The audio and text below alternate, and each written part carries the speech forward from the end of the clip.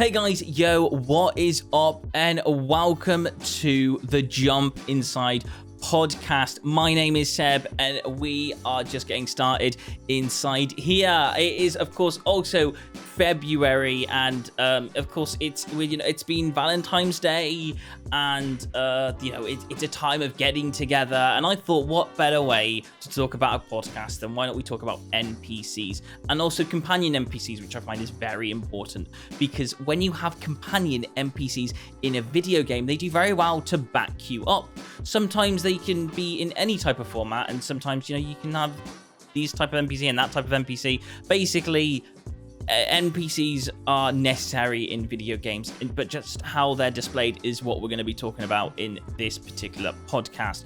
So basically, the rule is with NPCs, what we're going to be talking about is what counts as well. So we're just going to roll over the rules with you right now. So the rules are, if you don't play as that character, but they're in the game, so if they're a bad guy or they're a shop person or they're your companion side by side that are fighting with you, that whatever they are, as long as you don't play as them or your friend doesn't play as them, they are an NPC in a video game. They are a non-playable character. So with all that said, let me introduce you to the team. You should know them by now. So here they are. I've got Blue Fox and Camzoid with me. Good to be here, Seb. Good to be here as well. Brilliant. And we're going to get kickstarted with this. I'm going to ask some questions, and there's going to be some agree and disagree questions. So we're going to start off with question 1. I'm going to say my thoughts, and then I'm going to ask what these guys think of these questions. So basically, the first question is, do NPC characters add in-depth to game worlds, making them feel more alive? And I think that really, to me, that depends on the game. But if I had to give it a defined answer, I think, yeah, it does make the game world feel alive. I think there are games out there that are very necessary. When I was playing the game Fable, which I'll put for my first example, when I was walking around, it was a lot of the NPCs, the characters around that world, they made that feel more alive, whether it was for the better or for the worse.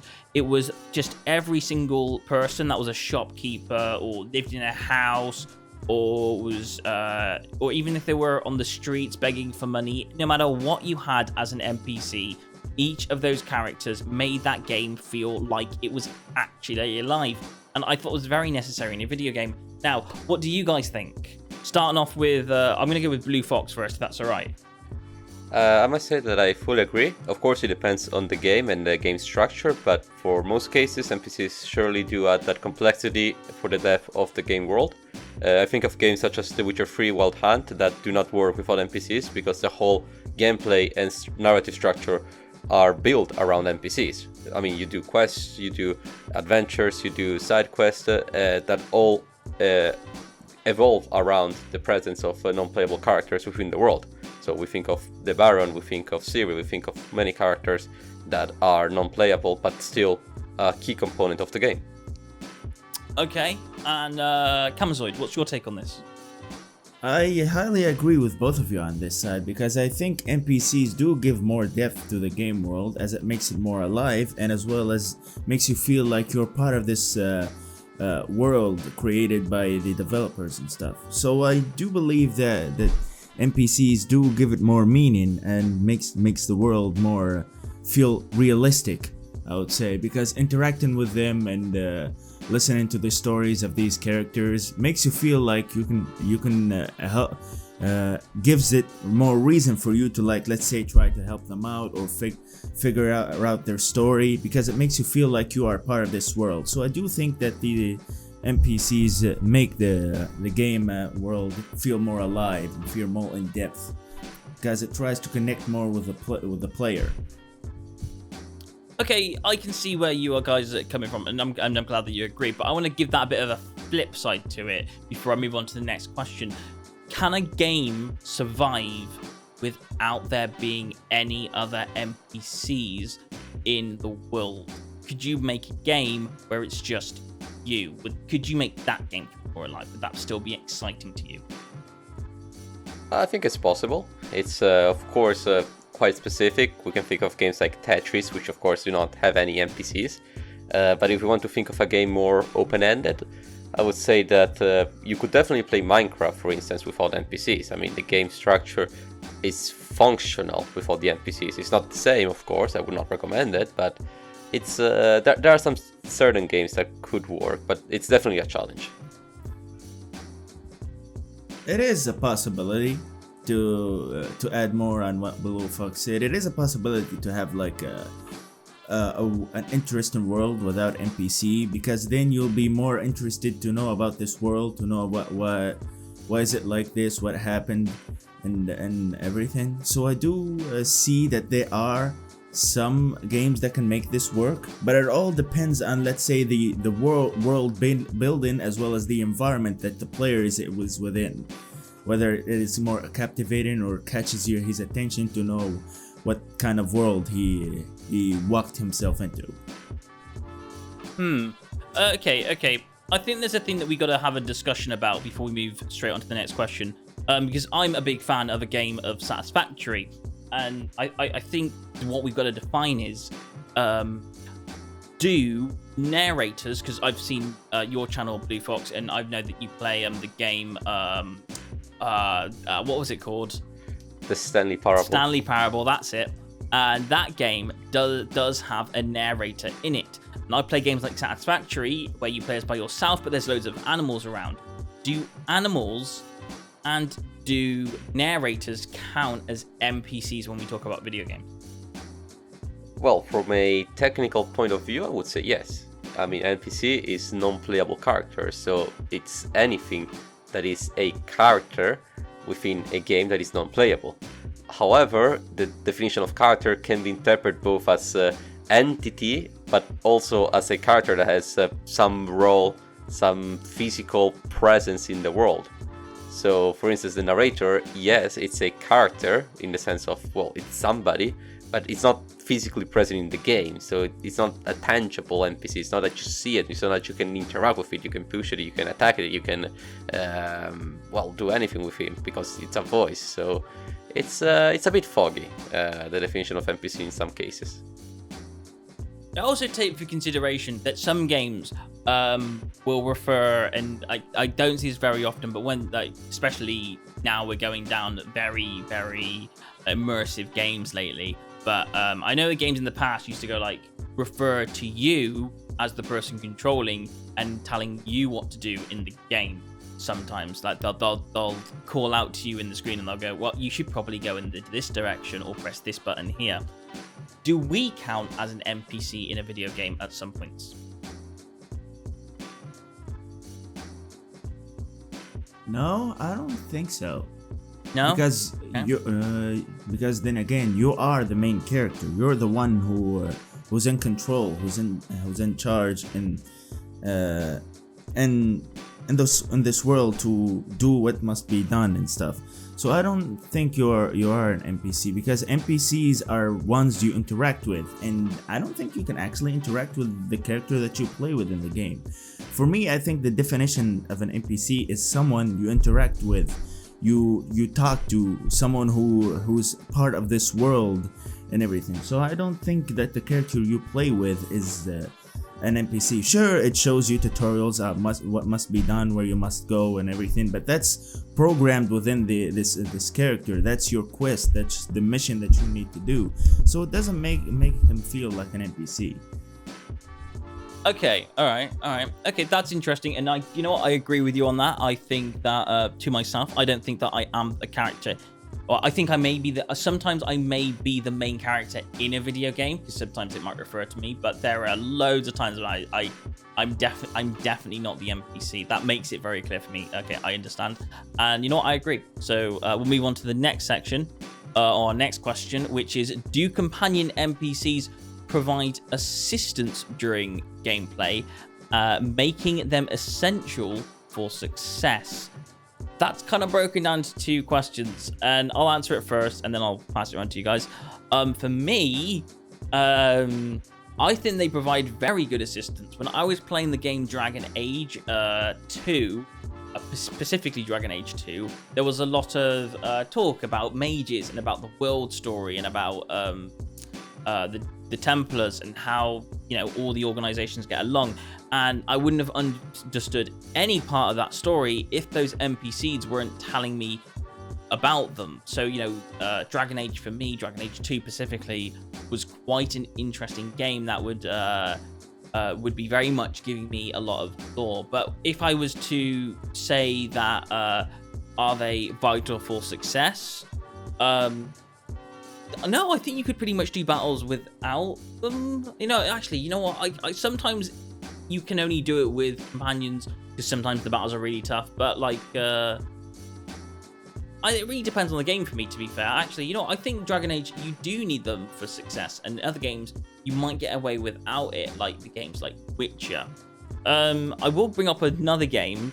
Of course, Watch Dogs is a game where you have companions by your side, but they're not so much as, let's say, for example, they're not there right next to you. They are, in fact, they're base. They're telling you information. They're telling you what to do. Sometimes they might travel with you into a mission, but I don't think they're essentially in the battle part of the game essential there for success, but they are there for information-wise. So for games like Watch Dogs are very similar when they talk through your ear and they give you information, like Diana in Hitman. So like sometimes they are very, very useful for assistance. What are you guys' takes on this? I'm going to go over to Camazoid first this time. I do agree with some of your points, and I do think that companion NPCs do provide useful assistance within the gameplay and do make the game more a bit better, I would say. For me, for my two examples, which is BioShock Infinite, your companion character, which is Elizabeth, I think makes the gameplay so much better and unique with her abilities and her powers to help out with the player. I do, and as a character itself, she is very, very interesting to know her story and stuff. And I do think that without her in the game, it does feel a bit lacking. And there's also Ellie in The Last of Us. She is a very good, well-written character, as well as a very great companion that makes the gameplay, I wouldn't say essential for your success within the game, but makes it more fun, because here's your companion who's assisting you and helping you out to survive. So I do think that companions can help out the player on tough times through survival, but I don't think so they are very essential, because when I think about these two games that I'm talking about, which is The Last of Us and BioShock, even without these companions you can still succeed in the game. You can still survive and fight your way through. But I think that they are necessary to make the I don't know how to say this, but to make the challenge more fitting for you and more engaging. That's it. Yes. Okay. Blue Fox, your side on this? It is of course dependent on the structure of the game, as you both have stated. There are some games that clearly make essential the part of companions, like for instance I think of Pokemon, a game where you have to collect Pokemon as your companions to defeat other trainers. That's the whole point of the game. You cannot play Pokemon without the Pokemon part. I would say that mostly in JRPGs, I think companions are more utilized than in, for instance, Western games. When I think of Japanese role-playing games such as Dragon Quest XI, Final Fantasy or Pokemon, those are games that heavily rely on the party element of the game. So the 3, 4, 10 people who compose your team. But in Western titles, I think companions are a bit more optional, if not absent at all.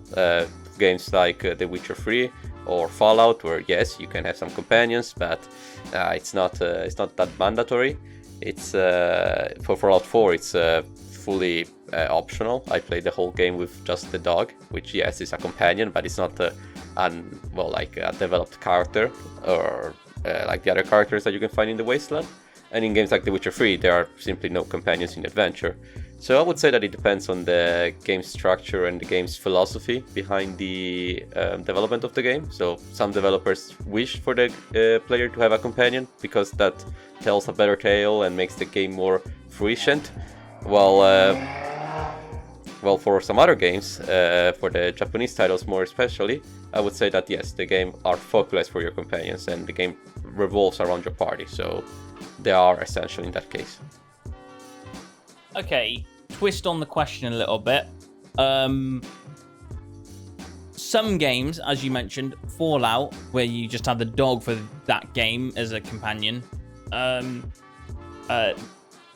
You could probably, I'm not sure about you. You could probably, as you mentioned, you could probably run the game as, you know, the entire game without a companion, and you could probably do just as well with a companion as without a companion. It probably doesn't make a difference in a game like Fallout, at least me personally. But when it comes down to a game like, okay, let's say like for me, for Dragon Age, you're gonna get knocked down in battle very easily if you don't have a companion with you. Are there games like that you've played where companions are like really, really essential in games? And just do you have any examples? I mean, this could be completely no, but I'm just wondering. Yeah, no, of course. I have mentioned Dragon Quest XI, and in that game you can set off your companions, you can fight all enemies alone, but that would defeat the purpose because the game is structured around being 4 against others, so if you are just alone, you definitely increase the difficulty of the game by at least 4-fold, so of course there are some games where the party is essential. Dragon Age, for instance, is another example of a game that makes that. Let's say Mass Effect as well. There are some games that sometimes it's just 1 or 2 companions, but simply the whole game wants you to have companions. So if you do not have them, you increase the difficulty so much that you make them nearly impossible. I guess you could grind for ages to overcome it, and there are people who definitely would have done that already. But it's it goes against the philosophy. So yes, in some games I would say that they're essential. Okay, this is a question I'm going to have for everyone, including myself right now. What number is a good amount of companions in, like, and then what number is it when it's too much? So for me, I was always used to Mass Effect, so my kind of perfect number of companions is like having 2 to 4 people by my side, and I think it's too much when you add in games where you have too many characters to keep an eye on. For example, like I can't think of a number, or I can't think of a game for an example, but I would imagine having a game where there's like 8 of you. I think 8 are way too big of a number to have in a party. I must disagree. Okay, yeah, go for it. Because I do have a game where you do have multiple companions. I think it's either 10 or 12, I don't remember the exact number, which is Valkyria Chronicles. It's both the first one and Valkyria Chronicles 4, the sequel. In that game you manage a whole unit of soldiers. Some of them are snipers, some of them are medics, some of them are stormtrooper, and in your turn you individually control each one, and there are characters, they are developed, and you have 10 in the field and you have like 10 more in the bench. So in that game you do have quite a roster of companions, which yes, I don't know if I would call them NPC companions per se, but regardless you do have many faces to recognize, and the more you play and the more you start getting attached to them, because yes, they can die, so be careful. There's permadeath in the game, but yes, in this particular scenario a lot of companions can work. But you're right, in most games like Mass Effect or Dragon Age, 10 to 4 it's a reasonable number. I do agree with what Blue Fox said, and I disagree a bit with you, Seb. I do think that adding more companions can make it even more interesting, but I think it's very it always depends on the kind of characters that are your companions. You can have only 4 characters as your companions, but if they are not interesting and they are not unique, then you're probably not gonna like them, and they're probably gonna be bad companions that you're not interested in. And there's other games that have more than let's say 12 to 15 companions, and each character is unique and different and has its own aspects and characteristics, which make it more interesting and make you whether feel that you like this character or not, or do you add him and your companion to play with or not. Let's say in strategy games, So I do think at the end of the day, no matter how many companions you have in the game, it depends on their type of character, their characteristics, their style, and everything, whether the player himself likes him or not. Because there are some games with whether 2 or 3 or 4 companions that are completely badly written and not interested, that you probably hate, and there are other games with 10 to 12 companions that are great characters and well written, and many people are interested in every single one. So I think at the end of the day, when it comes to companions, no matter how much the number is within the game, it all depends on what kind of character they are. Okay, yeah, I can see that. I can agree. I was gonna say, what I was thinking about where you guys are talking, I'm so used to the number 4 when it comes to video games. I'm so used to having a party of 4 people in the majority of what I do, because like I think there's so many things that make us think the number 4 when it comes to gaming, because like when you pick up your controller, there's normally 4 buttons that are part of a group. So you've got your up, down, left, right, D-pad, up, down, left, right, thumbsticks, your A, Y, X, B if you're an Xbox. You've always got your 4 triggers at the back. Like, I'm so used to seeing 4 when it comes to gaming, and then when it comes to a lot of video games, I'm so used to seeing 4 co-companions if I'm in a particular game, if it is a companion game. I think the number 4 is common because usually multiplayer games like that you can play in co-op with your friends, there's party of 4s. Yeah, there's like P1, P2, P3, P4. And when you think about it, 4 is let's say the balanced number, because let's say take Final Fantasy VII Remake for example. There are 4 playable characters, and when you're playing your one, the others are your companion. And the reason why I think 4 is the perfect number, because it splits on each one having his specific abilities and the style of play. For example, there's one that focuses on close and mid-range combat. There's one character that focuses on close range combat. One that focuses on long range combat only, and one that which is a support character that heals your companions and only uses spells and stuff. So I do think the reason why most games go for 4 companions, it's because the balanced number to split the unique styles of gameplays. One who is a close and mid-range attacker, one who is only can attack at close range, one at long range, and one that which is a support. So I do think that 4, it's not always that 4 must always be the number of companion, but when it comes to balance, I think 4 is the most balanced number when it comes to companions. Yeah, it's I can think of Xenoblade Chronicles that usually has 3 companions, like 3 people in the party, so you're 1 and then 2 companions. In games like Pokemon, you have 6 Pokemon in your party. But yeah, it's on average. Let's keep it on broadly. On average, yes, 4 is the sweet spot. 4 is the perfect number. It depends on the game. It's arbitrary.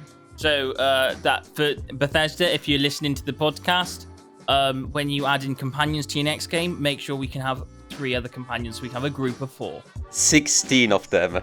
Just let's have a whole army. 16 optional, but screw it. No, let's have 16. 4 times 4, right? Yeah, why not? We'll have a 16 group of army. Thank you, Bethesda. That's ahead. That's sorted. Done. That Fallout 5 there, whatever it's called. Right. Okay.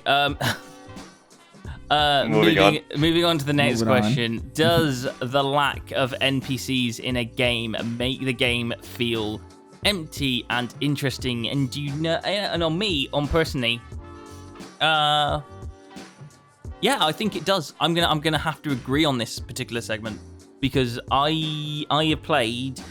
I think there's a lot of games out there where if there's no NPCs in a video game, it can feel really, really like empty. And I've played a lot of those games on like itch.io where they're just like walking games where there's no talk apart from reading a few things, and the game feels really empty. The moment you start adding in NPCs, even if it's just a few of them, I think that of course you get you get a bit more. I don't know what you say. You get a bit of context, and I think less NPCs can make the game characters feel a bit more interesting. Because if you take a game like Portal, you've got GLaDOS, and because GLaDOS is very highly focused, you get a lot of character arc with GLaDOS instead of adding in like 17 different characters that are all interesting. You can really emphasize the interest on one character. Then again, on games where there are a lot more NPCs, you can get even more interesting depending what the game is, because each character can have their own storyline. I think it's companion NPCs or NPCs that are quite companion-like can definitely add in more backstory, a bit more character arc to the game, and it's that's my opinion. I think if you've got no characters whatsoever in a video game, I think the game can definitely feel empty and uninteresting. But what are your guys' thoughts? Camzoid? Here I'm going to disagree with you, because I do think that not having NPCs or the lack of NPCs can actually, depending on the kind of world the player is stepping in, can actually make it more interesting and not feel empty. For example, for me, Bloodborne is a game that I played a lot and I love so much. In this game, there is a lack of NPC. There isn't a lot of NPCs. Let's say the maximum number of NPCs within the game Bloodborne is, I think, like 15 to 20. Let's say 20. But the world is so big, and it's so unique and so interesting. It just wants me.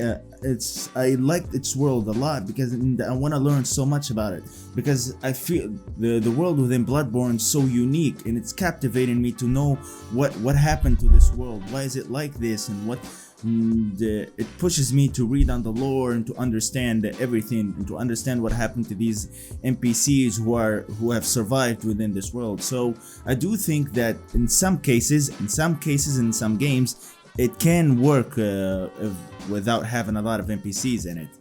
Depends on the kind of world that you are delivering. Yes. Blue Fox, before I ask you the question, just an answer on this particular question. Instead of saying games make it feel empty and uninteresting, I'm going to ask, what about the game Tetris in this example? Well, of course, I have to say it depends once more. In a game like Tetris, the game doesn't feel empty because the game is a puzzle game that is meant to be played single player with no other interaction from the outside. I mean, you don't have NPCs on Sudoku, for instance. But I must agree with Kamizoid fully, because yes, there are games that definitely work with the lack of NPCs because the narrative is pushed even further. A game that I would bring in on the table would be Nier Automata, which is a game set in a post-apocalyptic future where there are virtually no NPCs, but the story is very captivating because the few NPCs are extremely important for the story. They are key to the whole narrative. Well, there are some games like The Witcher 3 that they emphasize the importance of NPCs in the story, and the game works because they have a lot of NPCs. There are games that work because they have less NPCs, like Nier Automata or, for instance, Zelda Breath of the Wild. That again, there are games that bring to the player to an empty world for them to explore without the need to somebody telling them what's going on. And that's extremely important, because then you have a bigger feeling of adventure, you have a bigger feeling of this is an uncharted land that I'm discovering. While in games like The Witcher 3, you are one person out of many, and then you want to solve everyone's problem and you want to learn everybody's story. So it's I mean, neither is good or wrong, it's just two different philosophies for games. There are games that definitely work best with the lack of NPCs, and there are games that cannot work without NPCs, if that makes sense. Makes sense.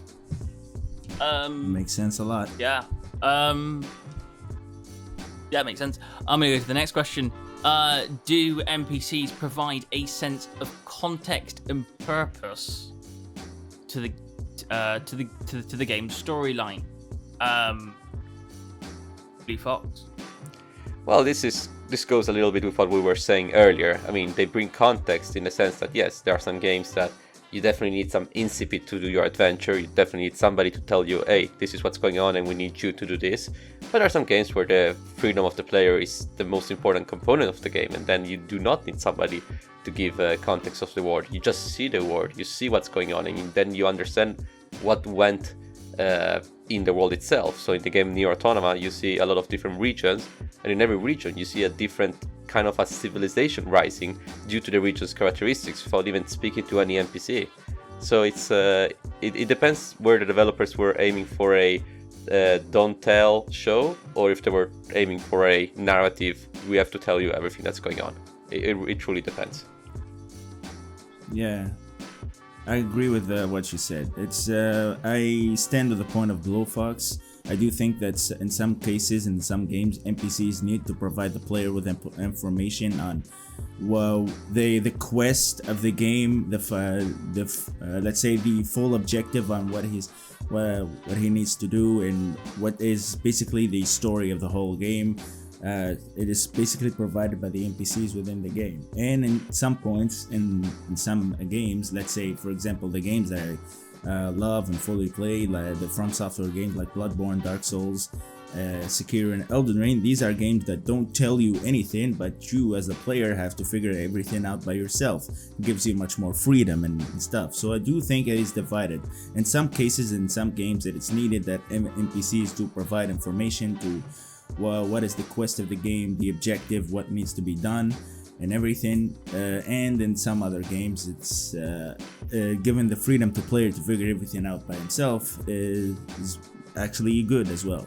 So it's divided on the kind of game and the way the developers wanted the player to play it, I guess. Yeah.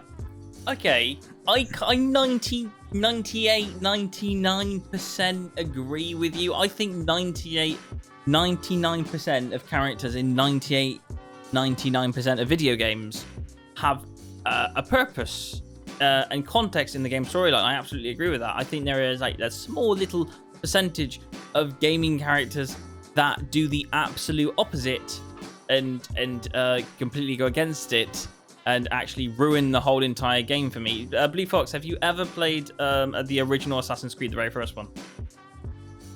Yes. Camzoid, have you? Okay, right. I'm poor and sick and hungry. Please, sir, may I have some money? Anyway, that's my opinion on that particular one. I mean, yeah, the NPCs can definitely be annoying sometimes. I do agree with that. Yes, they can be completely annoying. I think Danny mentioned the other day was drivers in video games can be the most annoying things in the world. If you can be loving GTA, and then if you go to the motorway and you try to get down a car, but they run you over instead of my producer Lewis would probably rocket launcher the entire street just to get a car, but just going with it to cars in GTA, some drivers can be a right nuisance. Yeah, absolutely be a right nuisance in a video game. But yes, moving on to the next question. Companion NPCs can provide emotional support and help players feel less lonely while playing. Can companions provide emotional support into a video game? In fact, I want to add on to this and say, can companions in games? Has anyone ever made you cry as a companion? Like, has a companion ever made you cry in a video game? It depends.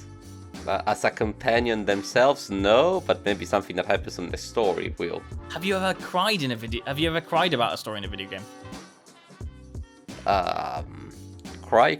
I'm not too sure, but there were some games that really took me, like a kind of a stab in the heart, but not cry out loud. I didn't come to that extent.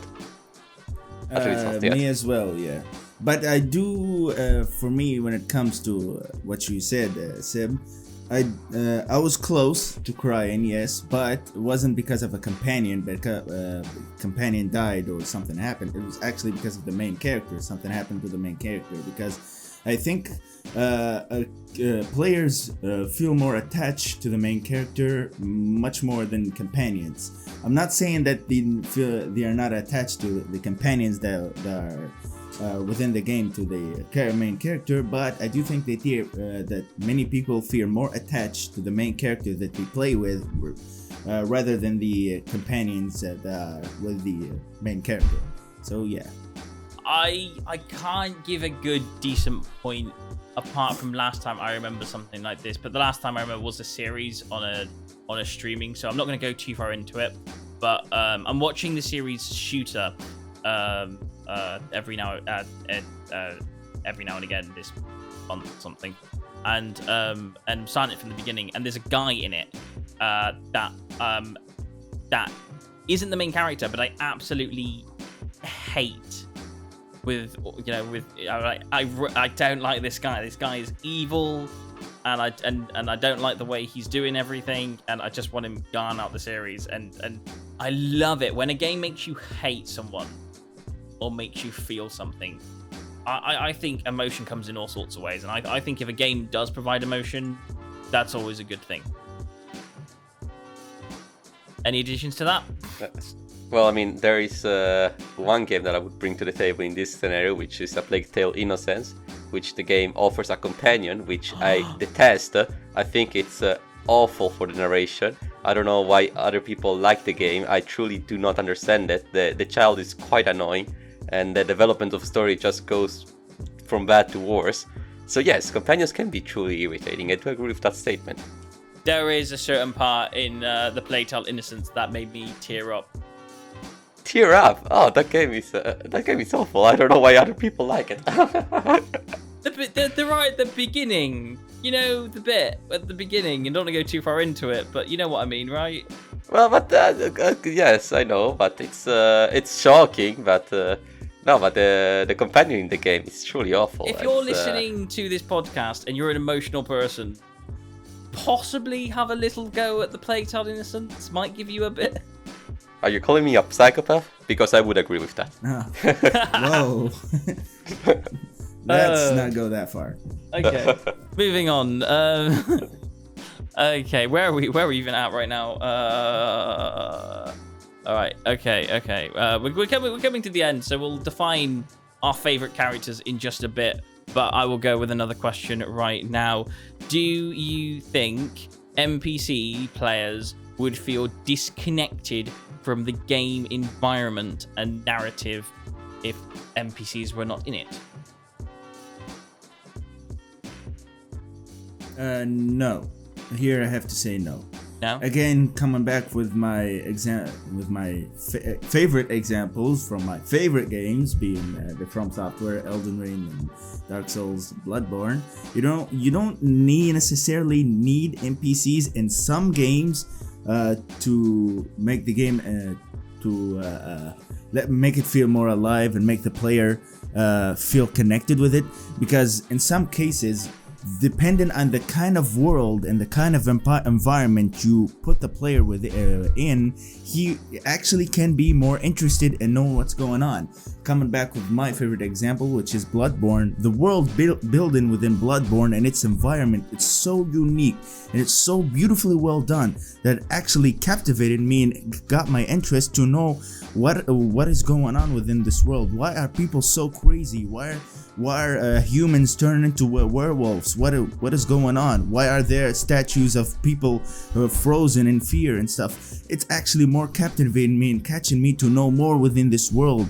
Why is it that whenever then in the beginning of the game, when I die, I go into this dream where I get to talk to a living doll and other stuff? Why is it that at the end of the game this dream starts burning and I have to make a decision that whether I should stay in this world or die and wake up back to a real world? What's going on? So I think depending on the kind of world you deliver to the player, it can actually grab his interest to get to know about it, to understand it, to read the lore behind it and stuff. So in some cases, you don't need a lot of NPCs to make the player feel connected with the environment and the world of the game. What's your point on that, guys? I agree, but my reasoning is slightly different. It's because I see the question more of if there were no NPCs, would there be a reason for the protagonist to do whatever he or she is doing in the world? Which at first I would say, well, it's difficult, because with no NPCs whatsoever, what's the excuse? Why am I going to an adventure? Why am I searching for the Holy Grail? Why am I saving the princess or whatnot if there are nothing that tells me to do so? So at first glance I would answer yes, but thinking more about it, I would say that it's not much the NPCs themselves, but it's the interaction between the NPCs, which sounds similar, but it's a bit different, because in a game you don't think about the NPC themselves, you don't think about what they do after you do the quest, but you use the pretext of an NPC to do the quest. You say, aha, I need something specifically to reach whatever part of the world, and to do so I need an object that this NPC has, and to get that object I need to help him. So it's more of a pretext for your adventure. So definitely there are works around. Of course, not having any NPC would make this a bit more challenging, but definitely it is possible. So I would say that yes, it's without NPCs, the player would still feel connected with the environment and the narrative. Okay, right, bringing it now. Okay, so I think we've got a bit of an idea of what we think an NPC is. I hope you guys that are listening to this podcast also have got an idea of what you think an NPC is. So I'd love to challenge you guys that are listening to this podcast as well to write any comments down in the links below of what you think a good NPC is, and B, what a bad NPC is. And we're going to challenge ourselves this as well. So like, okay, guys, what is our favorite NPC in a video game? And then what do we think is an absolutely terrible example? Please never have them in a video game ever again, kind of thing. Or maybe you just hate them. Or maybe you just think they're wrong, and and you just think they make you hate them enough.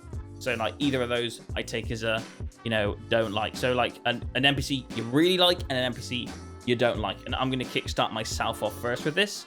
And I think probably one of my favorite NPCs in a video game would have to be Cortana from Halo.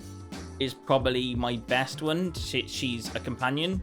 She provides information around the gaming world. She is a very, very emotional character that can provide a lot of attention. And when there's a part in Halo when she's not there, and it just makes you have that empty feeling of like, this game's a lot better when Cortana's by your side kind of situation. So that's my personal NPC that I think's a really good NPC. You don't really play as Cortana in the whole thing, but she's probably one of the more I'd say, for me personally, she's probably one of the best NPCs from my childhood.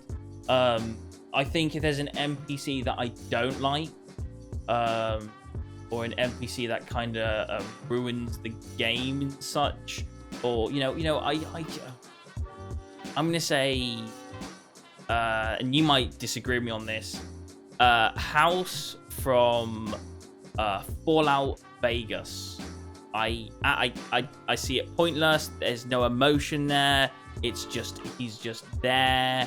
I don't even know why he wants what he wants to do. I just detach a little bit from him. That's my own personal opinion.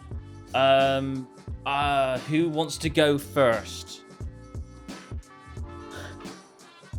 Well, I already have mentioned the character that I do not like. Okay. So I'm not gonna talk about how awful the child from Tail Plague is, because I made that quite clear. Yeah, by the way, but for the character, before you answer any of your questions, I'm putting a safeguard beyond Sonic, Tails, and Knuckles before anyone even goes to that direction. So they're off limits to everyone. They're in my safe category. I do have to ask you, Blue Fox. Now, currently I am playing Pledge still. Why exactly do you hate the kid? I do see him annoying, yes, but I also see him interesting to actually know what's up with him and stuff. Please don't spoil the game for me. But why do I find him annoying and bad? Why do you hate him so much? Just a quick answer. It's again, of course, I will make no spoilers, but I would say that the relationship between the siblings, right? Between the protagonist and the smaller sibling. I would say that at the beginning it works, but then it doesn't evolve in a natural way. So it doesn't go upwards. That's the problem that I have. Okay. Like the beginning is great. It's just it goes downward. Perhaps that's my opinion, and it's people do not agree with that because a sequel was made. But it's just my unpopular opinion. So then people in the comments can write how awful I think of video games. But regardless. But okay, going back on the NPCs, my favorite NPC I would say is Goro Mashima from the Yakuza series, because not only it's an extremely great character, but it's so great that when the prequel was released, that's the 6th game of the series, they made him a playable character. That's how beloved he was. So it's truly amazing to see going like around to say, okay, you know what? Let's make him the protagonist for once. Okay. So I like him. Okay, and which one do you hate? Just to confirm for people. Yeah, it's the little brother from a Take. What was his Lovely. name again? Yes. I don't remember his We name. don't even know his name. He's the. I forgot as well. Yeah. It's Emilia. It's not Emilia. It's the girl, but no, I don't remember the child's name. I hate him. Sorry. The family is just a bit like. Let's. Yeah. I know. Okay, but Kamisoy, Right, please. It's your turn. I guess it ends with me. Well, to be completely fair with you guys, the games that I played do have companions, but they're also can be playable. But no. I was gonna say the companions within Final Fantasy VII Remake. I love them all a lot, specifically Barret. But thinking back to it, I think my favorite companion and the companion that I like a lot is probably going to remain, and to this day, Elizabeth from Bioshock Infinite. I really liked her character a lot. She's so interesting, the kind of powers she have, her ability to step into many, let's say, the power of the multiverse. Basically, she has the power to step into different kind of universes and stuff. And she, even in the game, she was able to meet many versions of herself. She's very, very interesting. The type of character she is, very cool. Very makes you really wanna get to know her and know a lot about her. And it was really cool from the game developers to make her a playable character within the DLC to fully see the kind of person she is and stuff. And for my least favorite NPC, one that I hate a lot, this is probably a simple example, but it's someone that I truly despise, which is Micah from Red Dead Redemption 2. I hate that guy a lot. But one thing that I love about this is because the game developers made that character so well that you hate him from start of the game to the end of the game. You hate him, and he is so very, very well written that you hate Micah for so many reasons. And I just don't like him. He doesn't ruin the story. He makes the story actually a bit more interesting, but you just wanna do bad stuff to him. That's it. So for me, Micah is the worst NPC in any game, and Elizabeth is the best NPC companion or NPC in any game.